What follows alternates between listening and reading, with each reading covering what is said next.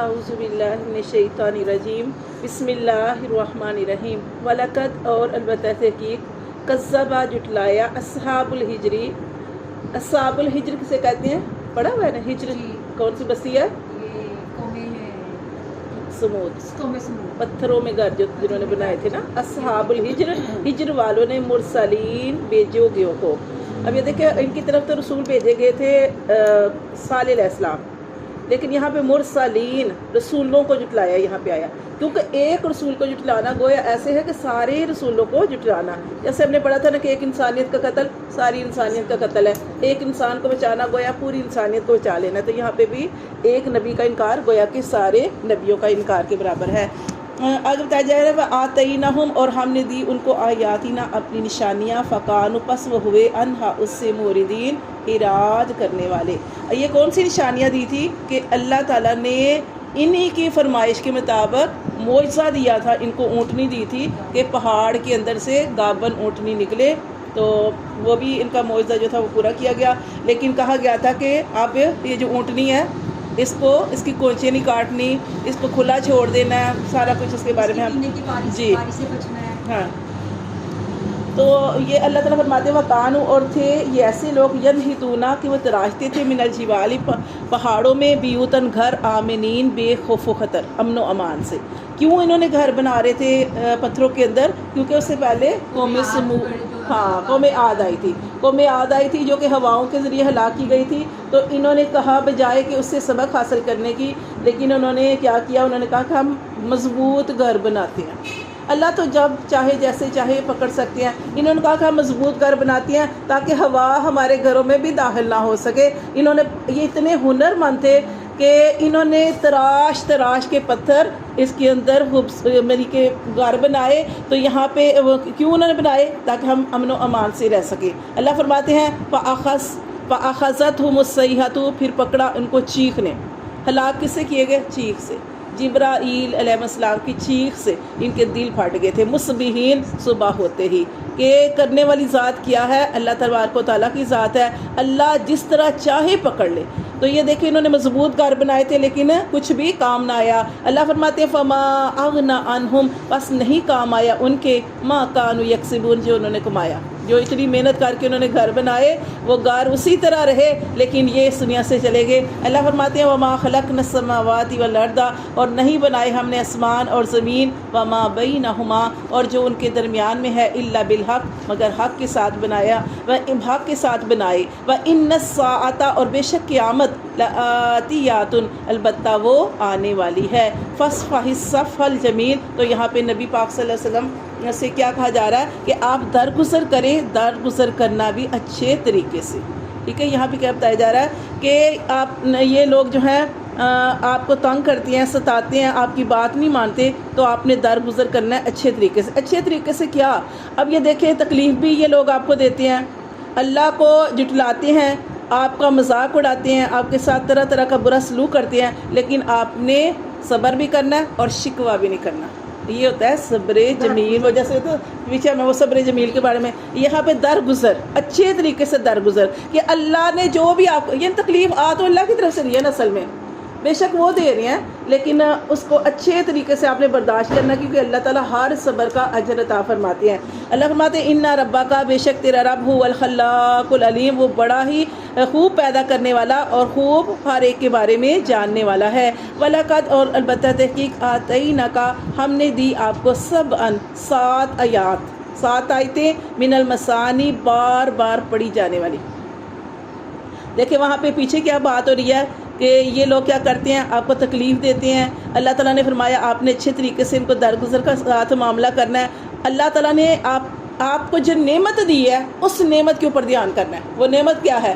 وہ نعمت یہ ہے کہ اللہ تعالیٰ فرماتے ہیں سب من المثانی 7 آیتیں دی ہیں بار بار پڑھی جانے والی. والقرآن العظیم اور وہ قرآن ہے عظمت والا. وہ کیا ہے؟ سورۃ فاتحہ. سورۃ فاتحہ. تو ہمیں بھی یہاں سے یہی درس ملتا ہے کہ جب ہمارے اوپر کوئی پریشانی کے حالات آتے ہیں یا کچھ بھی یا کوئی بھی معاملہ ہے، آپ نے نعمتوں کو دیکھنا ہے. کہ اللہ کی یہ بھی تو نعمت ہمارے پاس ہے، یہ بھی اگر کوئی کمی بیشی ہو گئی ہے، تکلیف آ گئی ہے، تو اللہ تعالیٰ اس لیے دیتے ہیں کہ میرا بندہ میرے ساتھ جڑا رہے. اگر اللہ تعالیٰ سب کچھ ہی دے دے تو ہو سکتا ہے بندہ جو ہے نافرمان ہو جائے.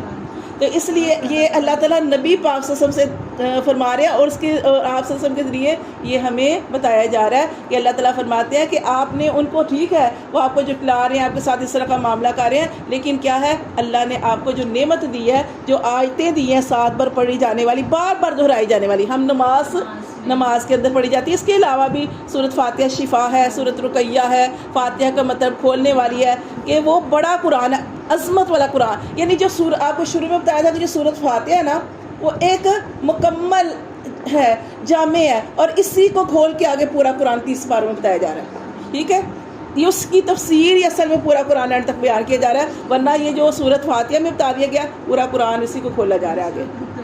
ہاں جی، دم درود کرنے والی، دم، ہاں شفا والی، دم کرنے والی. تو دیکھیں اللہ تعالیٰ فرماتے ہیں لا تمدنا، نہ تو پھیلا نہیں کا اپنی آنکھیں، الا طرف مامت تانا، کہ جو ہم نے ان کو فائدہ دیا، بھی ساتھ اس کے ازواجن، کئی جوڑوں کو یا کئی لوگوں کو، منہم ان میں سے، ولا تحزن، اور نہ تو غمگین ہو، علیہم ان پر، واخفض جناح کا، اور جھکا لے اپنے بازو، للمومنین ایمان والوں کے لیے. دیکھیں کتنی پیاری یہ آیات بتائی جا رہی ہیں کہ کہا تو نبی پاک صلی اللہ علیہ وسلم سے کہا جا رہا ہے، لیکن اصل جو ہے وہ آگے ہمارے لیے جو ہے ہماری تربیت کے لیے ہے کہ ہم کیا کہتے ہیں، ہم کہتے ہیں فلاں کے پاس اتنا زیادہ ہے، وہ نافرمان ہے، وہ نماز ہی نہیں پڑھتا، وہ اس طرح ہے، وہ اس طرح ہے. اللہ فرماتے ہیں یا کفار ہیں، ان کے پاس آپ دیکھیں بہت زیادہ ہے. تو اللہ تعالیٰ یہاں پہ کیا فرما رہے ہیں، لا تمدن عینیک کا، نہ تو پھیلا اپنی آنکھیں، الی طرف ما متعنا به ازواج منہم، کہ جو ہم نے ان کو برتنے کے لیے دیا کئی لوگوں کو ان میں سے، ولا تحزن علیہم، اور ان پر غمگین نہ ہو، ان پر غمگین نہ ہو. یہ دیکھیں نا جیسے وہ پھر وہ واقعہ آ جائے گا کہ حضرت عمر فاروق نے کہا تھا کہ اللہ کے رسول کیسر و کسرا عشرت میں ہے، عیش و عشرت میں ہے، اور اللہ کے رسول آپ کے پاس کچھ بھی نہیں ہے، آپ مفلس ہیں، آپ کے پاس کچھ بھی نہیں ہے، آپ کے پاس نرم بستر نہیں ہے. تو حضرت آپ صلی اللہ علیہ وسلم نے کیا فرمایا تھا کہ عمر ان کے لیے دنیا میں ہے اور ہمارے لیے آخرت میں ہے.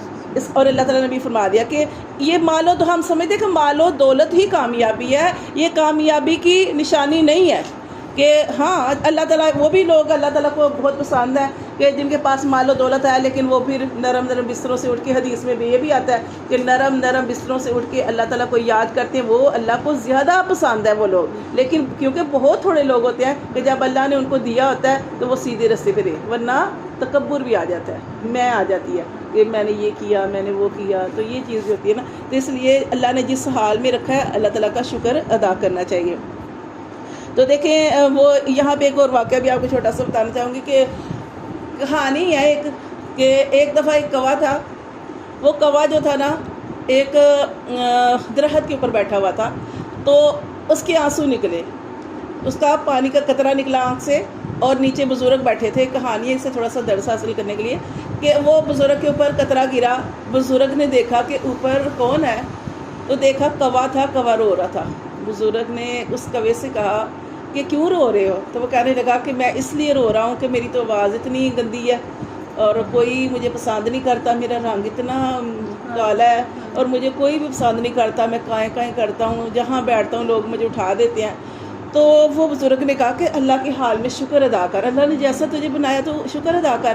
وہ کہنے لگا مطلب وہ اس نے شکر ہی کہہ رہا تھا. تو لیکن بزرگ نے کہا اچھا چل یہ بتا تو کیا بننا چاہتا ہے؟ وہ کہنے لگا میں ہنس بننا چاہتا ہوں.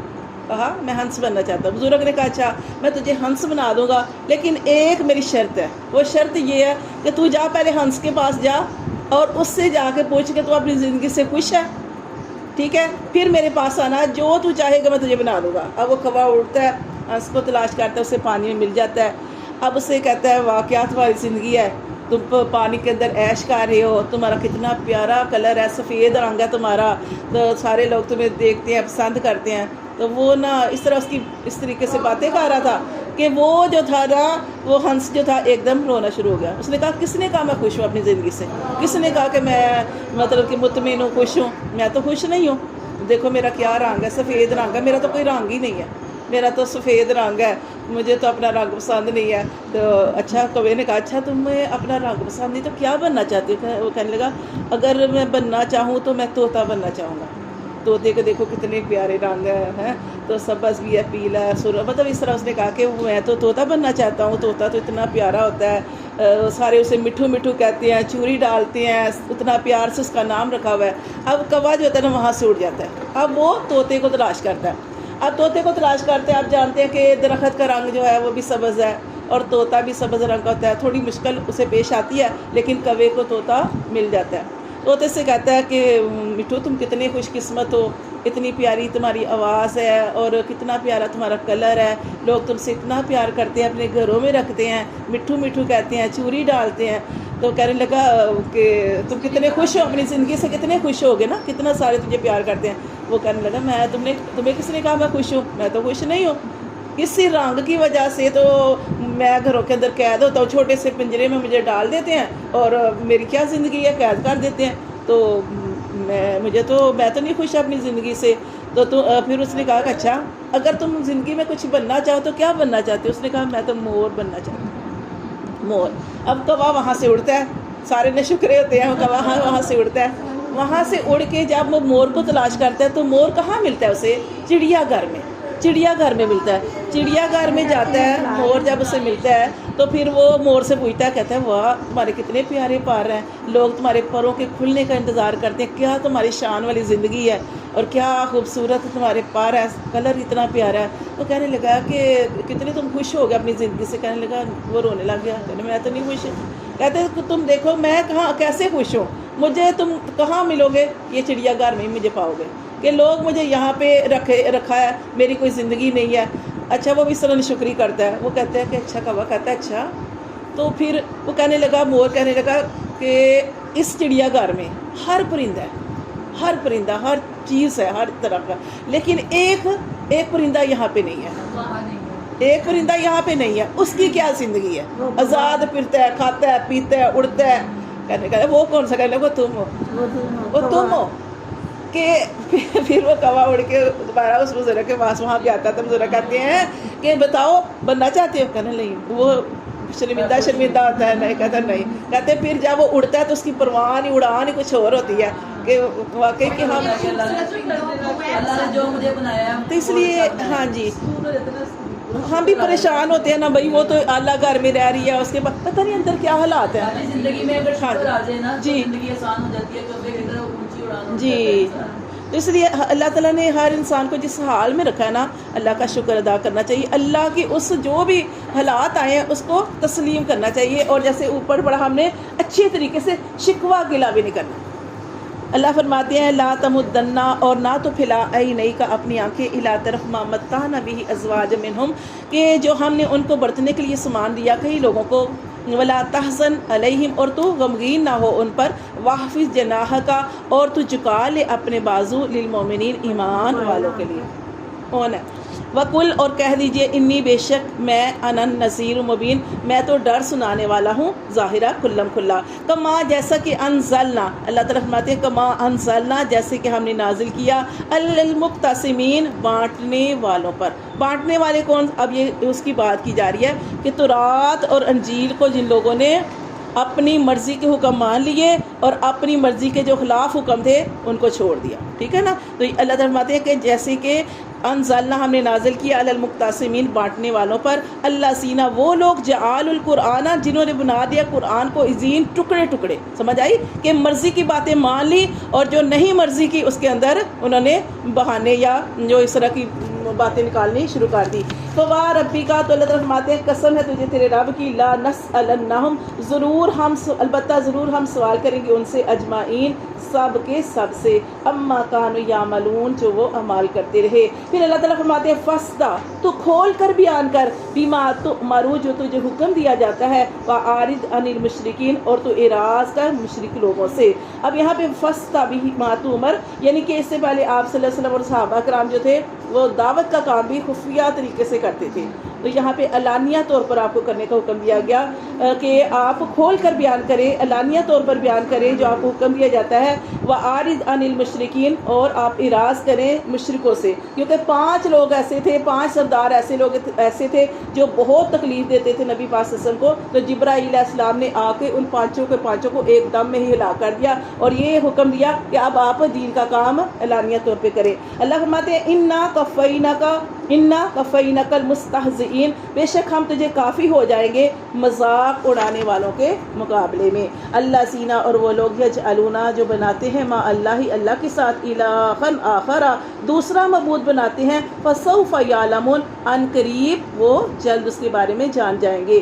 وَلَقَدْ اور البتہ تحقیق نعلم اللہ تعالیٰ فرماتے ہیں کہ ہم خوب جانتے ہیں انکا یضیق صدرک کہ بے شک تنگ ہوتا ہے تیرا سینہ بما یقولون جو وہ کہتے ہیں. ٹھیک ہے نا، ظاہر نبی کریم صلی اللہ علیہ وسلم جو تھے ان کو بھی باتوں سے تکلیف پہنچتی تھی، جیسے ہم نے پیچھے بھی واقعہ پڑھا کہ اللہ تبارک و تعالیٰ، اور جیسے اس کلاس میں بھی ہم پڑھے ہیں واقعہ نبیوں کے واقعات ہی پڑھے ہیں. واقعات بیان کرنے کے بعد یہ سارے واقعات نبی پاک صلی اللہ علیہ وسلم کی تسلی کے لیے بیان کیے گئے. جیسے نوح علیہ السلام کا واقعہ بیان کیا گیا، تو نوح علیہ السلام کا واقعہ بیان کرنے کے بعد اللہ تعالیٰ نے نبی کریم صلی اللہ علیہ وسلم کو تسلی دی کہ دیکھیں اتنی ان کی عمر تھی 1000 برس، 950 سال تبلیغ کی اور اتنے تھوڑے لوگ ایمان لائے. تو اللہ تعالیٰ نے فرمایا کہ یہ دیکھو کہ ان کو جھٹلانے والے بھی ان کا بیٹا نوح علیہ السلام کا بیٹا کنعان پیچھے رہنے والوں میں سے ہو گیا، بیوی پیچھے رہنے والوں میں سے ہو گئی. تو اللہ تعالیٰ فرماتے ہیں کہ اگر آپ کے چچا لوگوں نے آپ کو تکلیف دی ہے، آپ کو جھٹلایا ہے، تو آپ پریشان نہ ہو. ہر نبی کے ساتھ اس طرح کا معاملہ ہوتا رہا، اور نوح علیہ السلام کا تو اپنا سگا بیٹا ہی ان پر ایمان نہیں لے کے آیا، وہ پیچھے رہنے والوں میں سے ہو گیا. تو ساری چیزیں، سارے واقعات بیان کرنے کے بعد نبی کریم صلی اللہ علیہ وسلم کو تسلیاں دی جا رہی ہیں کہ آپ صبر سے کام لیں. اور اللہ تعالیٰ یہاں فرما رہے ہیں کہ بے شک آپ کو بھی تکلیف پہنچتی ہے، آپ کا سینہ تنگ ہوتا ہے ان باتوں سے جو وہ کہتے ہیں. پھر اللہ تعالیٰ نے اس کا حل بتایا، فسبح بحمد ربک، بس تو تسبیح بیان کر اپنے رب کی حمد کے ساتھ، وقم من الساجدین اور سجدہ کرنے والوں میں سے ہو جا، وعبد اور عبادت کر ربک اپنے رب کی، حتی یہاں تک کہ یاتی عقل یقین، یہاں تک کہ تیرے پاس یقینی حکم آ جائے. یقینی حکم کیا ہے؟ موت. یعنی کہ موت، یعنی کہ یہ اس کا مطلب یہ ہے کہ جب تک موت نہیں آتی آپ نے یہ اسی طرح اللہ تعالیٰ کا ذکر اذکار کرتے رہنا. ذکر اذکار حمد تعریف کرنے کا اور سجدہ کرنے کا حکم کیوں دیا گیا؟ اس سے غم ہلکا ہوتا ہے، انسان اپنے رب کے قریب ہوتا ہے. انسان جتنا بھی دکھی ہو، پریشان ہو، جب انسان اللہ کے آگے کھڑا ہو جاتا ہے، اللہ کے سامنے جھک جاتا ہے، اللہ کے آگے اپنی مناجات، اپنی دعائیں ساری اللہ تعالیٰ کے آگے اپنی پیش کر دیتا ہے، خاص سجدے میں، دعا میں یا کسی بھی طریقے سے، تو اس کا دل ہلکا ہو جاتا ہے، اپنی پریشانیاں اپنے رب کو بتا دیتا ہے. دور بھی کر دیتا ہے جب دل سے ہو نا، تو اللہ تعالیٰ کو دن اس لیے یہ بتایا گیا کہ دل تکلیف، پریشانی ہے، دل تکلیف میں ہے، تو کیا کرنا ہے؟ اللہ کا ذکر کرنا ہے، اللہ کی حمد بیان کرنی ہے، اللہ کی تسبیح بیان کرنی ہے. صدق اللہ.